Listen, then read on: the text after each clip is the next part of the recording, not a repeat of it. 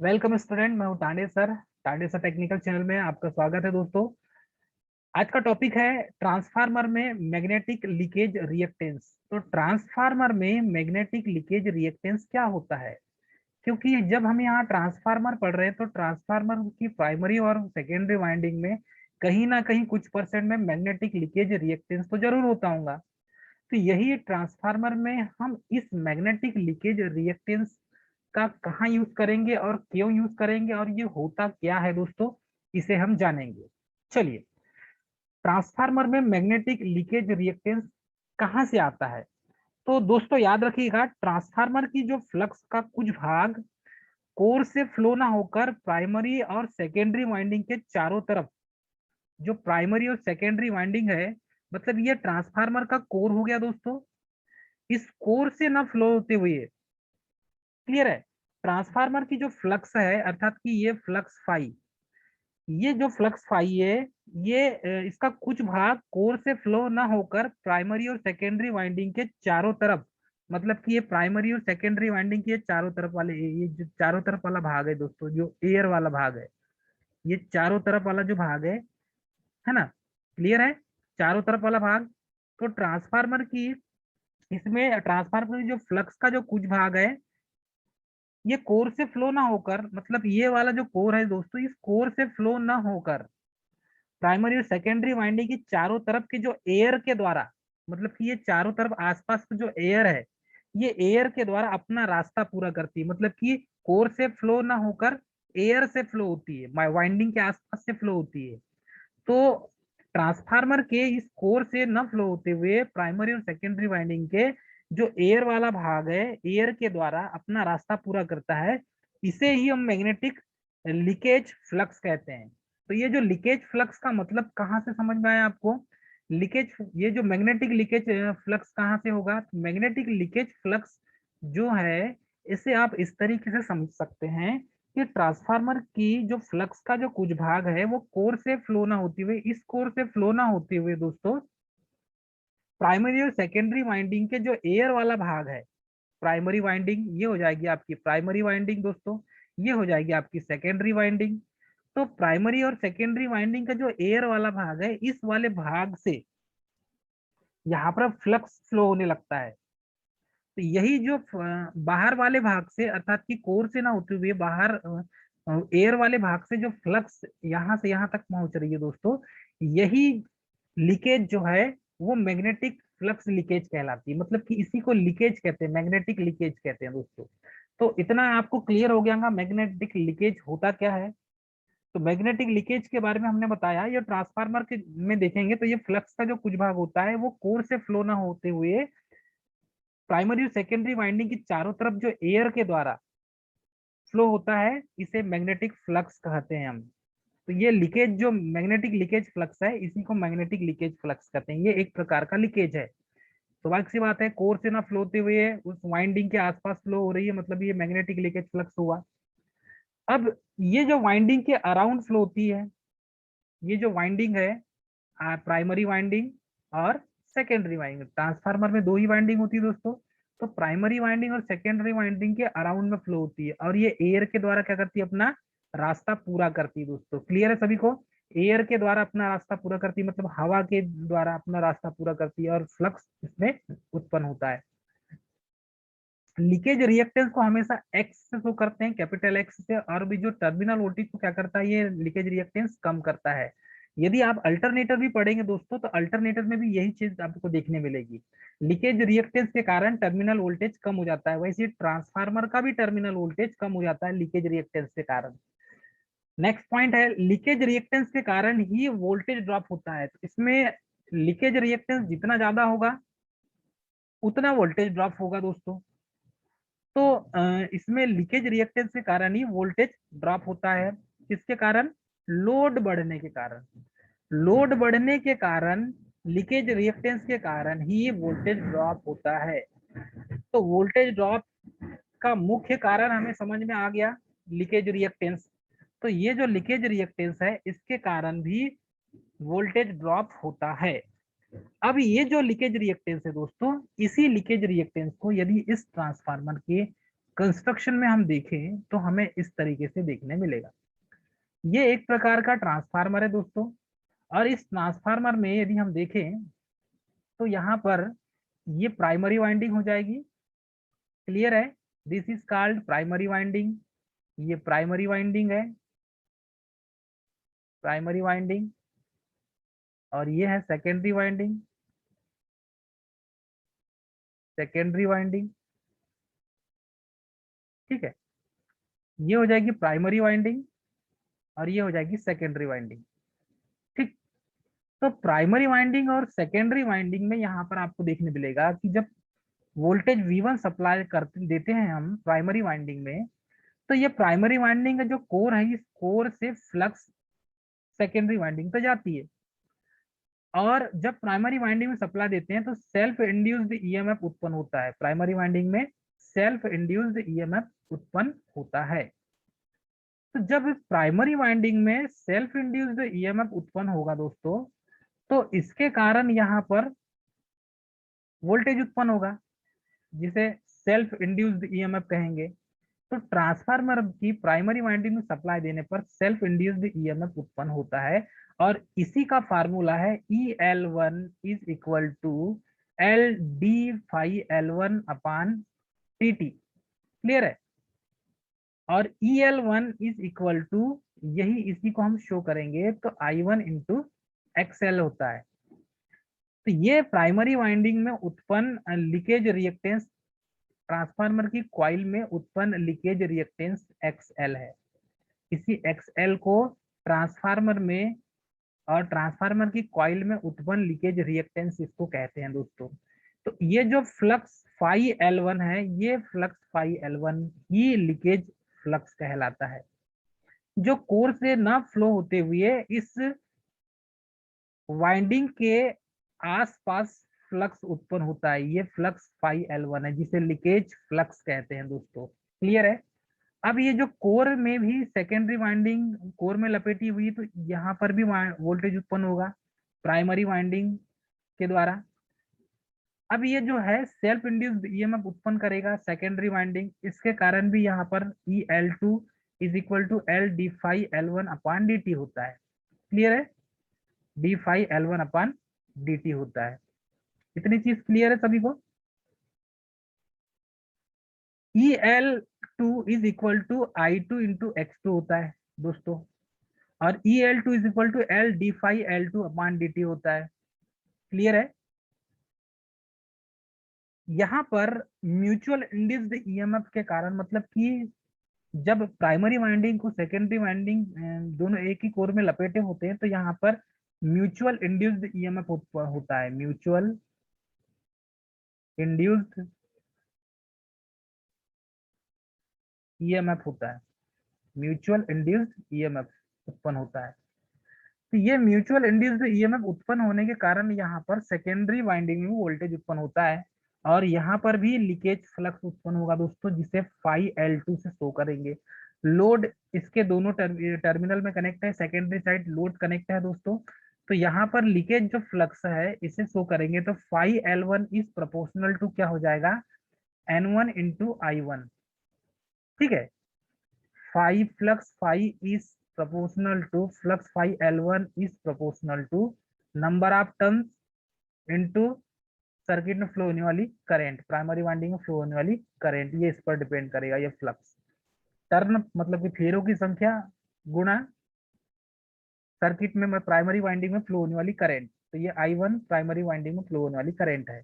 Secondary winding में जो leakage flux उत्पन्न हो रहा है, ये लीकेज फ्लक्स किसके द्वारा उत्पन्न हो रहा है, L2 is proportional to N2 into I2, मतलब कि नंबर ऑफ टर्न्स और फ्लो होने वाली सेकेंडरी वाइंडिंग में करंट, इस पर डिपेंड करेगा। तो बेसिकली इसको हम ऐसा लिख सकते हैं, leakage reactance is proportional to flux phi into, ठीक है, leakage reactance is proportional to flux phi L is proportional to load. और ये जो फ्लक्स है ये किस पर किसके प्रोपोर्शनल होती है, लोड के। अर्थात कि इसको हम दो तरीके से डिफाइन कर रहे हैं यहाँ पर। एक तो XL is proportional to phi L, मतलब leakage reactance is proportional to phi L. और phi L is proportional to load. Clear student इतना सभी को?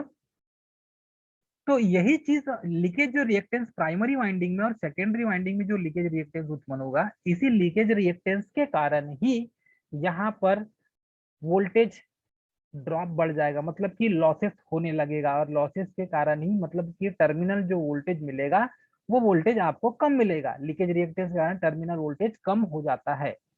अब इसका हम फायदा उठाएंगे, तो इसका फायदा हम कहाँ उठाएंगे दोस्तों?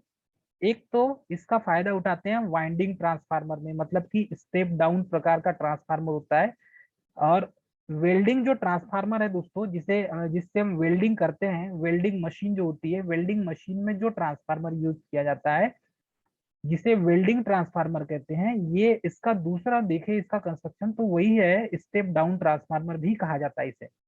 और इसमें लार्ज लीकेज रिएक्टेंस होता है, ध्यान दीजिए। तो वेल्डिंग ट्रांसफार्मर में लीकेज रिएक्टेंस ट्रांसफार्मर का सबसे ज्यादा यूज किया जाता है, अर्थात कि लार्ज लीकेज रिएक्टेंस किसमें होता है? वेल्डिंग ट्रांसफार्मर में होता है। सेकंड है ऑटो ट्रांसफार्मर, आप एलपीएसवी लैम्प।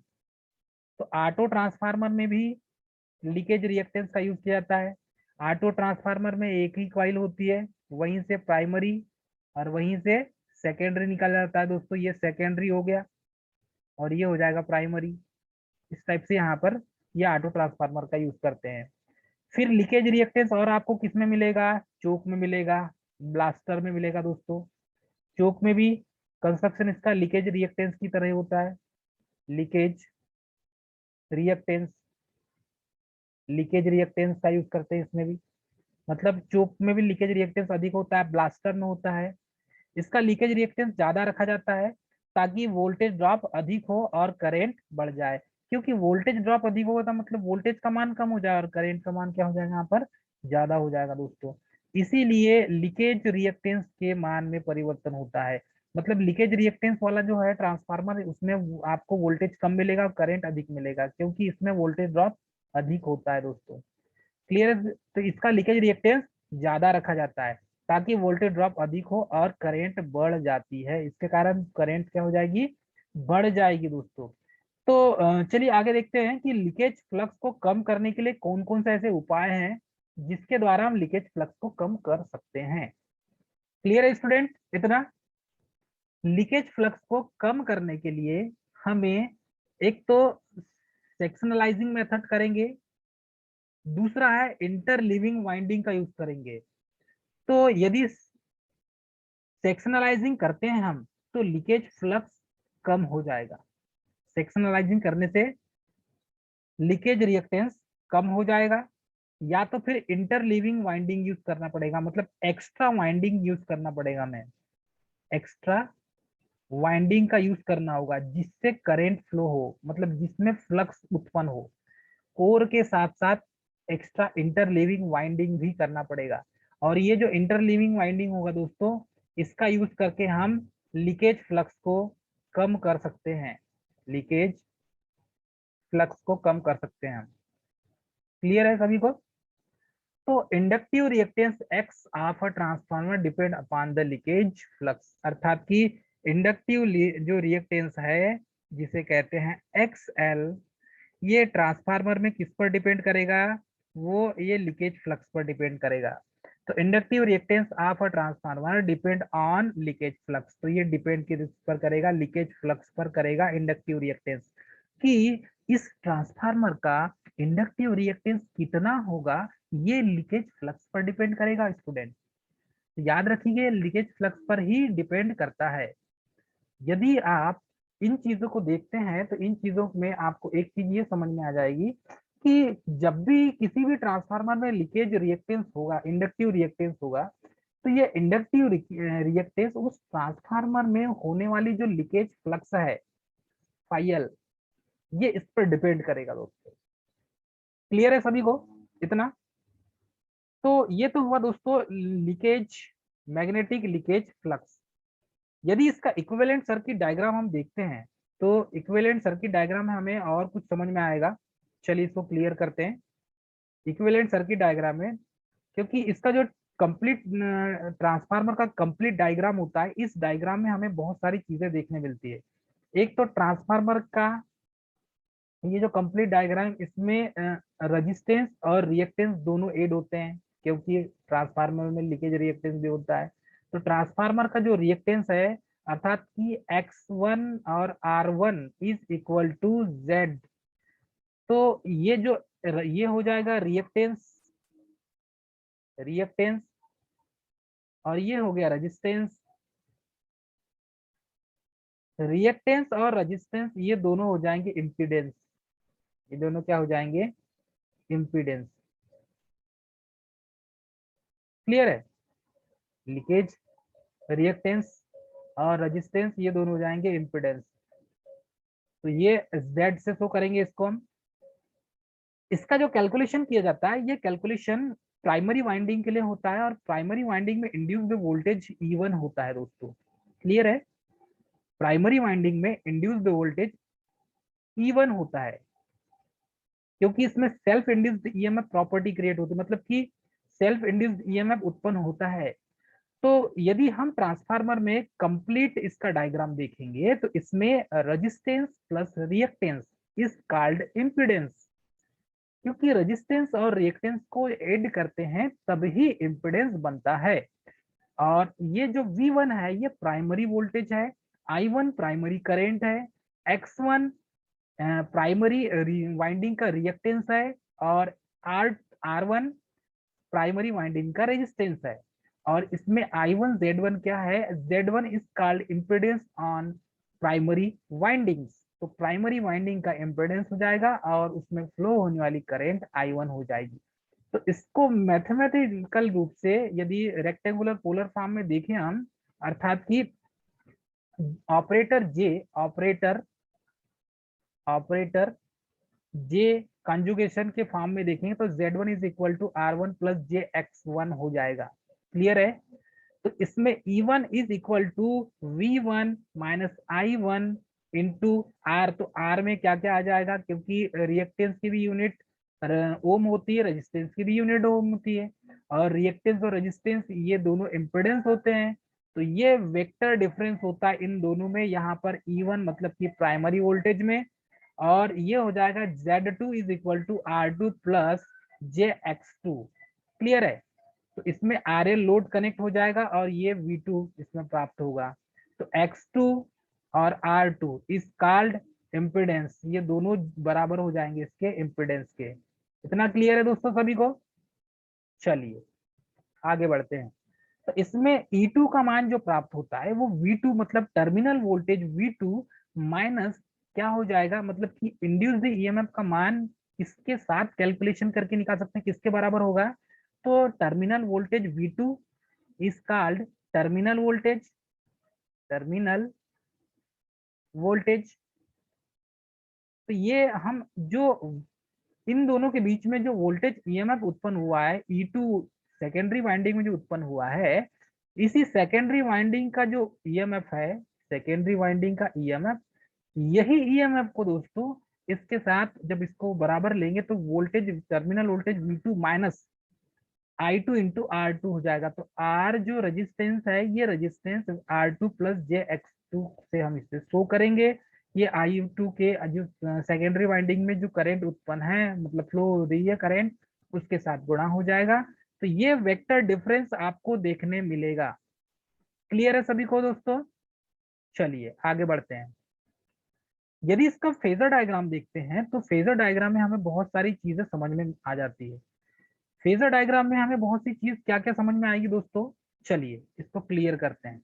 यहाँ पर फेजर डायग्राम में एक चीज हमें ये समझ में आती है कि जब भी हम यहाँ पर ट्रांसफार्मर के प्राइमरी और सेकेंडरी वाइंडिंग में देखते हैं, तो प्राइमरी और सेकेंडरी वाइंडिंग में बहुत सी चीज देखने मिलती है दोस्तों, क्योंकि इसका फेजर डायग्राम कंपोजिट फॉर्म में हमें देखने मिलता है। और कंपोजिट फॉर्म में जो फेजर डायग्राम मिलेगा दोस्तों, ये फेजर डायग्राम इस टाइप से मिलेगा हमें। इसमें ये प्राइमरी वोल्टेज होगा V1, ठीक है। इसमें load component of primary winding with flow, तो ये I2 डेज जो हो जाएगा वो लोड के कंपोनेंट कहलाता है। सेकेंडरी वाइंडिंग में उनके द्वारा जो उत्पन्न वोल्टेज है और उत्पन्न करंट वो I2 करंट होती है। सेकेंडरी वाइंडिंग में उत्पन्न करंट I2 करंट, और I not is called no load current, I mu is called magnetising current. ये मैग्नेटाइजिंग करंट, और यहाँ पर देखेंगे तो magnetising current plus I omega working current is called I not होता है दोस्तों। तो ये नो लोड करंट की लिस्ट में आता है I नॉट। इसमें लोड कंपोनेंट का है प्राइमरी वाइंडिंग विथ फ्लो, मतलब कि लोड जब लोड से कनेक्ट होगा तो I2 डेज करंट फ्लो होगी। ठीक है दोस्तों, ये प्राइमरी का है। तो यहाँ पर जब आई रिएक्टेंस निकालेंगे तो रिएक्टेंस हमें यहाँ पर देखने मिलता है, ये रिएक्टेंस का फेजर डायग्राम हो जाएगा। तो ये जो रिएक्टेंस है प्राइमरी वाइंडिंग में जो रिएक्टेंस उत्पन्न होगा वो I1 इंटू X1 हो जाएगा। तो X1 इज कॉल्ड रिएक्टेंस होगा, तो दोनों का रिजल्टेंट मिलेगा V1 और I1 R1 का, और ये रेजिस्टेंस हो जाएगा I1 R1 दोस्तों, ये रेजिस्टेंस है। तो रिएक्टेंस कंपोनेंट और रेजिस्टेंस कंपोनेंट इन दोनों को जब ऐड करेंगे तो ये हो जाएगा Z1 इंटू I1। ठीक है, तो Z1 इंटू I1 हो जाएगा, यही इसका रिजल्टेंट होगा जाएगा, ये इम्पिडेंस होगा दोस्तों। ट्रांसफार्मर का इम्पिडेंस कंपोनेंट कहलाएगा ये, इम्पिडेंस कंपोनेंट, इम्पिडेंस कंपोनेंट। तो ये ट्रांसफार्मर का फेजर डायग्राम में ये इम्पिडेंस कंपोनेंट होगा, दोनों का रिजल्टेंट प्राप्त होता है। तो V1 के कारण E1 वोल्टेज उत्पन्न होता है, तो माइनस E1 लिखेंगे दोस्तों, क्योंकि बैक EMF उत्पन्न होता है यहाँ पर। ठीक है, सेल्फ इंड्यूस्ड EMF। अब इतने चीजों को हम समझ गए, ये तो प्राइमरी वोल्टेज था। यहाँ पर देखेंगे V2, तो ये है सेकेंडरी वोल्टेज दोस्तों। V2 क्या है यहाँ पर? Secondary voltage. तो सेकेंडरी वोल्टेज में यदि देखें हम सेकेंडरी वोल्टेज के फॉर्म में, तो एक चीज हमें यहाँ पर देखने मिलता है सेकेंडरी वोल्टेज के फॉर्म में है, तो सेकेंडरी वोल्टेज के फॉर्म में हमें एक चीज देखने मिलता है दोस्तों कि यहाँ पर बेसिक जो प्राइमरी वाइंडिंग में देखे थे वैसा ही सेकेंडरी वाइंडिंग में भी हमको देखने मिलेगा। तो ये सेकेंडरी वोल्टेज जो उत्पन्न हुआ है ये V2 है, टर्मिनल का वोल्टेज, और यहाँ पर सेकेंडरी इंड्यूस्ड EMF E2 है दोस्तों, सेकेंडरी इंड्यूस्ड EMF। क्लियर है सभी को? इसे कहेंगे सेकेंडरी इंड्यूस्ड EMF। तो सेकेंडरी वोल्टेज के द्वारा सेकेंडरी इंड्यूस्ड EMF इसे हम शो करेंगे। चलिए आगे देखें, तो इन दोनों का रिजल्टेंट जो प्राप्त हो जाएगा, तो ये रिजल्टेंट I1 का रिजल्टेंट हो जाएगा यहाँ पर I2 करंट। तो ये सेकेंडरी वाइंडिंग में फ्लो होने वाली करंट हो जाएगी दोस्तों। I2 यदि पॉजिटिव लोड हो तो यह V2 के फेज में होगा, याद रखिए। यदि ये I2 पॉजिटिव वेव मतलब साइनसोइडल वेव से बनाती है, तो पॉजिटिव वेव से या पॉजिटिव लोड होगी तो यह V2 के फेस में होगी, अर्थात कि ये I2 V2 के फेस में होगी दोस्तों, एक ही लाइन में होगी दोनों। तो यहाँ पर V2 के कारण रिजल्टेंट जो सेकेंडरी इंड्यूस्ड EMF उत्पन्न हो रहा है E2, और जब इनका रिजल्टेंट निकालते हैं दोस्तों तो इसमें I2 R2 ये क्या हो जाएगा? रेजिस्टेंस कंपोनेंट हो जाएगा, ये हो जाएगा रेजिस्टेंस कंपोनेंट, और ये हो जाएगा reactance component, reactance component secondary winding का, सेकेंडरी वाइंडिंग का रिएक्टेंस कंपोनेंट हो जाएगा, कंपोनेंट। अब इन दोनों का जो रिजल्टेंट होगा वो हो जाएगा Z2 I2 Z2। तो यहाँ पर ये हो जाएगा reactance plus resistance, reactance plus resistance, reactance plus resistance component, component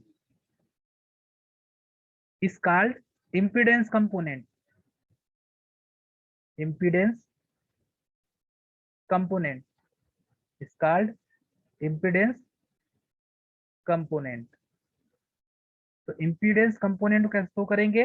Z1 से दोस्तों। तो ये हो जाएगा reactance, reactance I1 into R1 plus जो रिएक्टेंस कंपोनेंट है तो इसको हम करेंगे X1, रेजिस्टेंस कंपोनेंट है तो I1 into R1 is called Z1 into I1, ये हो जाएगा इम्पीडेंस कंपोनेंट। क्लियर है सभी को? यहाँ पर दोस्तों एक चीज याद रखना है, यदि हम I2 इसका जो लोड है वो पॉजिटिव हो तो ये I2 V2 के फेज में होगा, मतलब कि वोल्टेज का जो रिजल्टेंट मान होगा वही करंट का भी रिजल्टेंट मान होगा। इस पॉइंट को याद रखना है। तो ये इसका फेजर डायग्राम है दोस्तों, ये है कंप्लीट ट्रांसफार्मर का phasor diagram. Phasor diagram, transformer का फेजर डायग्राम क्लियर है। प्राइमरी वाइंडिंग और secondary winding, primary voltage, secondary voltage, primary winding का रिएक्टेंस कंपोनेंट और प्राइमरी वाइंडिंग का रेजिस्टेंस कंपोनेंट बराबर प्राइमरी वाइंडिंग का इम्पीडेंस कंपोनेंट, ये आपको क्लियर हो गया हूँ। क्लियर दोस्तों, इतना क्लियर हो गया सभी को। तो ये इतनी चीजों को आपको नोट करना पड़ेगा, इतनी चीजों को आपको समझना पड़ेगा दोस्तों, तभी कहीं जाकर आपको क्लियर होगा कि ट्रांसफार्मर में रजिस्टिव कंपोनेंट कहाँ से आता है, लीकेज, मैग्नेटिक लीकेज जो रिएक्टेंस होता है वो कंपोनेंट वो कहाँ लगता है। यदि इसका इक्विवेलेंट सर्किट डायग्राम हम देखें, तो इक्विवेलेंट सर्किट डायग्राम में भी हमको इक्विवेलेंट सर्किट आप ट्रांसफार्मर, यदि ट्रांसफार्मर का इक्विवेलेंट सर्किट डायग्राम देखते हैं तो भी यहाँ पर हमें एक चीज देखने मिलती है कि ट्रांसफार्मर में रेजिस्टेंस और रिएक्टेंस, जैसे इक्विवेलेंट सर्किट डायग्राम आप ट्रांसफार्मर, चलिए यदि इसमें भी देखें हम तो आपको यहाँ पर पूरा कंपोनेंट देखने मिलेगा, रेजिस्टेंस और रिएक्टेंस दोनों कंपोनेंट मिलेंगे, इसमें भी रेजिस्टेंस रिएक्टेंस कंपोनेंट मिलेंगे, दोनों मिला के इम्पीडेंस बनाते हैं। वर्किंग करंट मिलेगी आपको आई ओमेगा, और वर्किंग करंट जैसा है वैसे ही मैग्नेटाइजिंग करंट में मिलेगी, तभी ट्रांसफार्मर वर्क करता है प्राइमरी साइड में, वैसे ही सेकेंडरी साइड में भी आपको मिलेगा। तो इक्विवेलेंट सर्किट डायग्राम को भी दोस्तों हम समझेंगे। इसी को समझने के पहले हम इक्विवेलेंट सर्किट डायग्राम को समझने के पहले ये जो ट्रांसफार्मर का जो कंप्लीट सेटअप होता है, इसी कंपोनेंट को पहले हमें समझना बहुत जरूरी था। इसलिए जब हम इक्विवेलेंट सर्किट डायग्राम पढ़ेंगे तब इन कंपोनेंट को और अच्छे से समझ सकते हैं। तो ये मैग्नेटिक लीकेज रिएक्टेंस था दोस्तों, जिसे हमने बड़े अच्छे से एक एक करके हमने समझा इसको। इसमें एक चीज हमें देखने मिलता है कि मैग्नेटिक लीकेज रिएक्टेंस का हम जो उपयोग करते हैं, जहां पर जिस ट्रांसफार्मर में यूज करते हैं, तो वो वेल्डिंग ट्रांसफार्मर होता है। जो वेल्डिंग मशीन होती है दोस्तों, देखना आप वेल्डिंग कराने जाते हैं तो खिड़कियां और दरवाजे यदि लोहे की आपको बनवाना है, या आपको वेल्डिंग करना है किसी गाड़ी में, किसी लोहे के पार्ट्स में वेल्डिंग करना है, तो जो वेल्डिंग मशीन का यूज करते हैं, उसी वेल्डिंग मशीन में हम मैग्नेटिक लीकेज रिएक्टेंस का यूज करते हैं। अर्थात कि इसका जो मैग्नेटिक लीकेज रिएक्टेंस होता है वो बहुत हाई होता है। चोक का यूज करते हैं, चोक में भी मैग्नेटिक लीकेज रिएक्टेंस हाई होता है, ब्लास्टर में भी मैग्नेटिक लीकेज रिएक्टेंस हाई होता है। और इसी के कारण यहाँ पर वोल्टेज ड्रॉप, देखो वोल्टेज ड्रॉप होने लगता है। यदि मैग्नेटिक लीकेज रिएक्टेंस हाई होगा तो वोल्टेज ड्रॉप भी ज्यादा होगा, उसके कारण करंट बढ़ जाती है दोस्तों। मतलब कि ये एक प्रकार का क्या हो जाएगा, स्टेप डाउन ट्रांसफार्मर की तरह काम करेगा, क्योंकि इसमें वोल्टेज कम हो गया तो स्टेप डाउन हो गया और करंट बढ़ गई। स्टेप डाउन ट्रांसफार्मर में वही होता है दोस्तों, वोल्टेज कम करंट ज्यादा, स्टेप अप में वोल्टेज ज्यादा करंट कम। इस तरीके से हम इसे समझ सकते हैं। स्टेप अप ट्रांसफार्मर और स्टेप डाउन ट्रांसफार्मर का मेन जो संबंध यही होता है कि स्टेप अप में, स्टेप अप ट्रांसफार्मर में वोल्टेज को बढ़ाया जाता है, करंट को घटाया जाता है। स्टेप डाउन में, स्टेप डाउन में वोल्टेज को कम किया जाता है और करंट को बढ़ाया जाता है। इसका स्टेप डाउन ट्रांसफार्मर। तो ये दो प्रकार के ट्रांसफार्मर होते हैं जिसमें यूज करते हैं हम, step up step down transformer के नाम से जाना जाता है। क्लियर दोस्तों, इतना सबको क्लियर हो गया होगा। चलिए